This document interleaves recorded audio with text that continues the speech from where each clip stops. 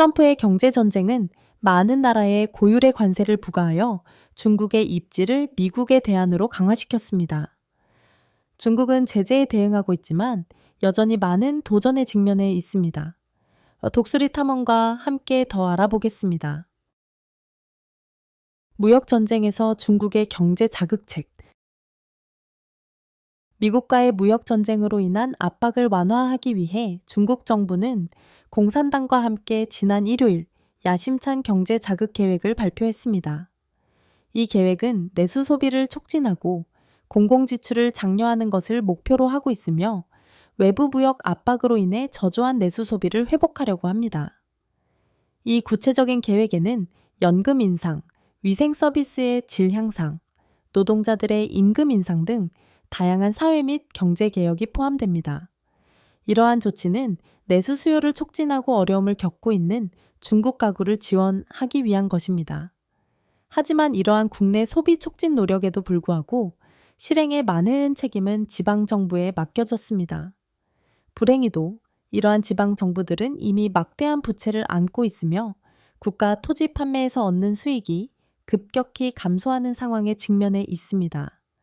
이는 특히 많은 지역에서 재정적 불안정성이 존재하는 가운데 계획을 효과적으로 실행하는 데 심각한 도전 과제가 되고 있습니다. 이 노력의 핵심은 중국이 지속적으로 증가하는 무역 흑자에 대한 의존도를 줄이려는 시도입니다.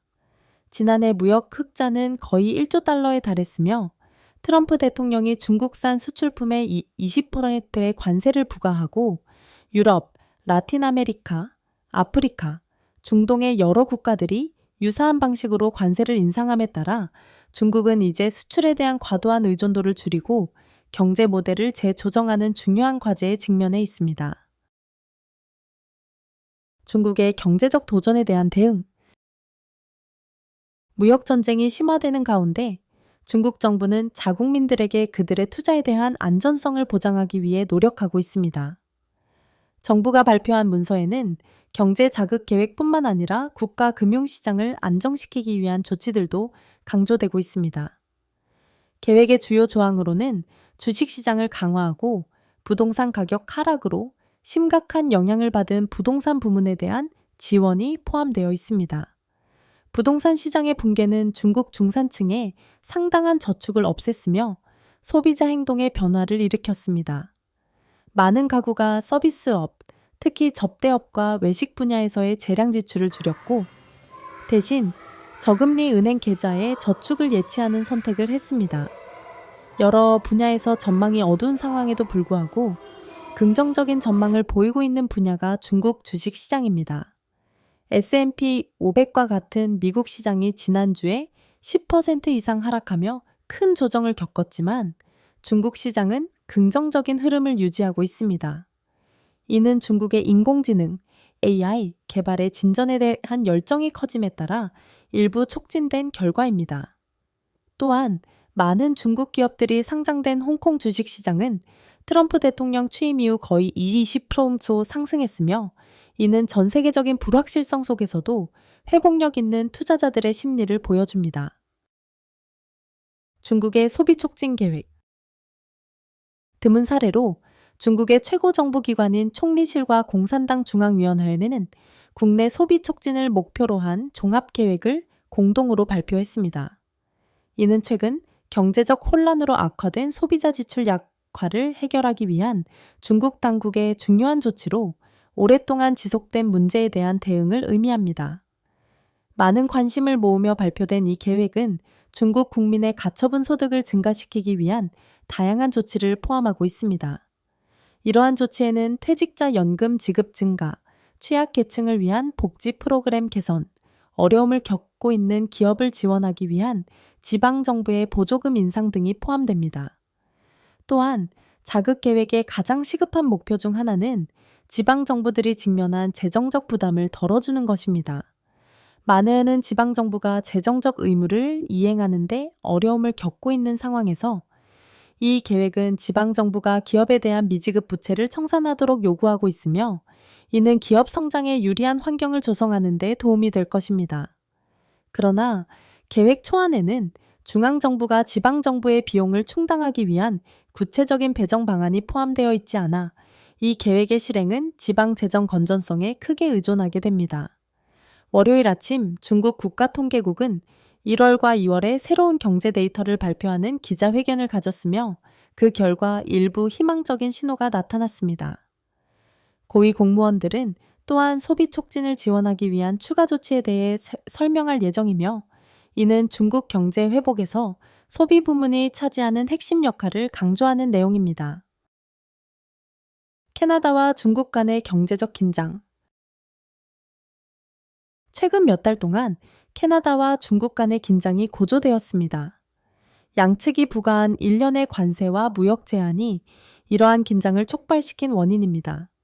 중국 정부는 캐나다산 전기차에 100%의 관세를 부과하고 캐나다산 철강 및 알루미늄 수입에 25%의 관세를 부과했습니다.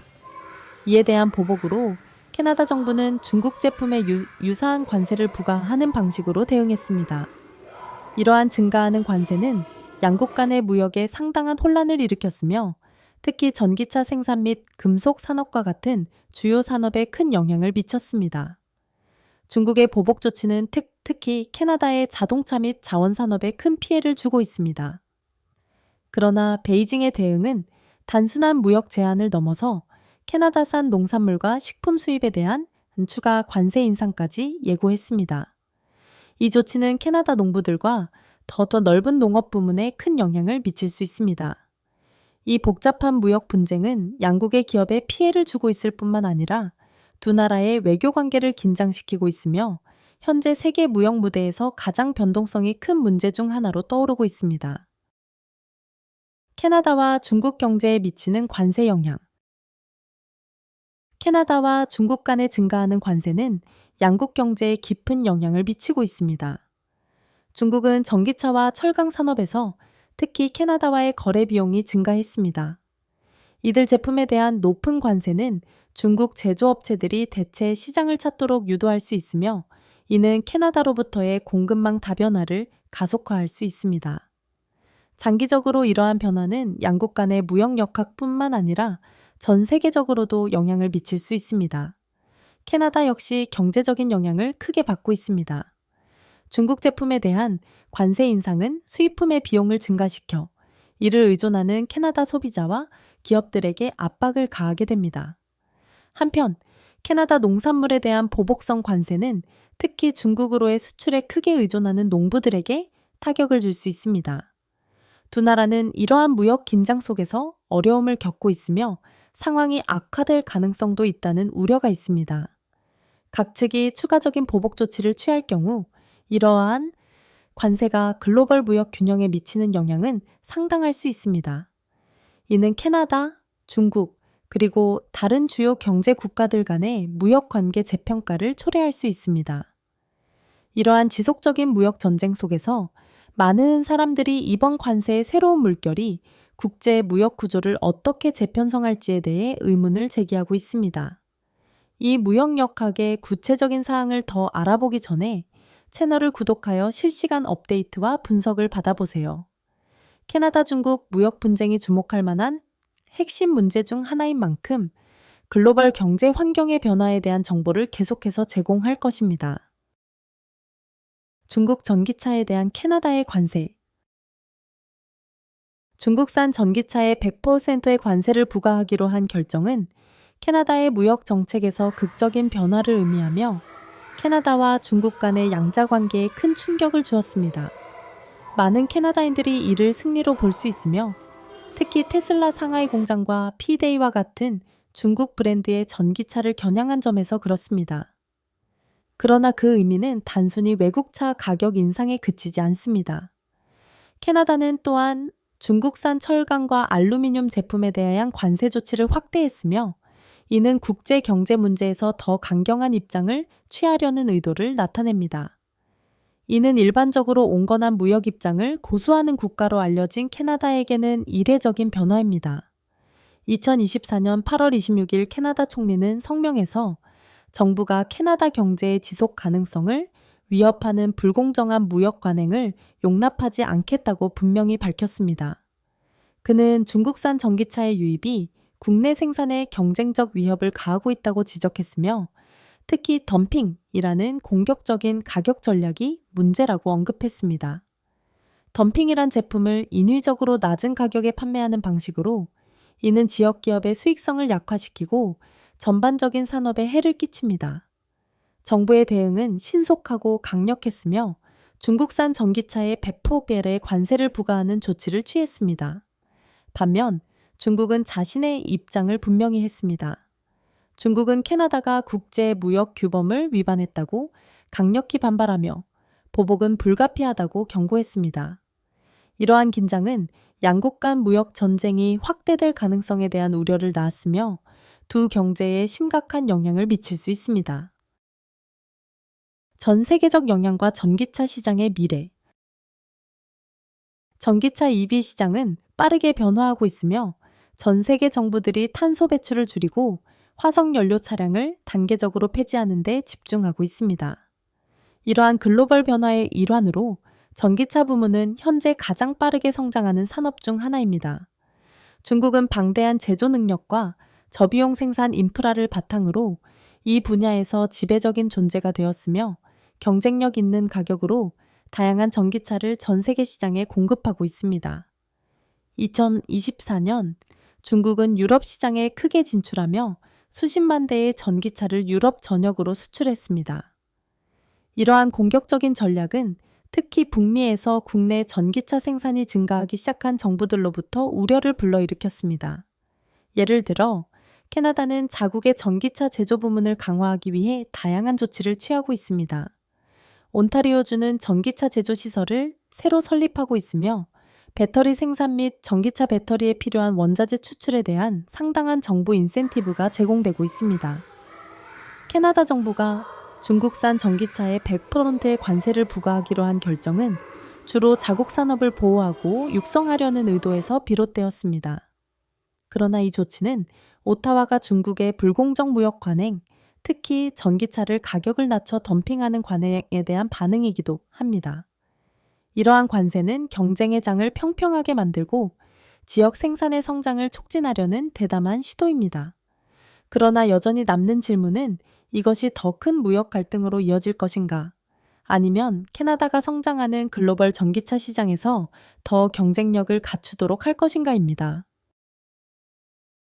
관세가 무역 전쟁을 확대시킬까? 중국은 글로벌 무역에서 중요한 위치를 차지하고 있기 때문에 캐나다가 부과한 이러한 관세는 반응을 일으키지 않았습니다.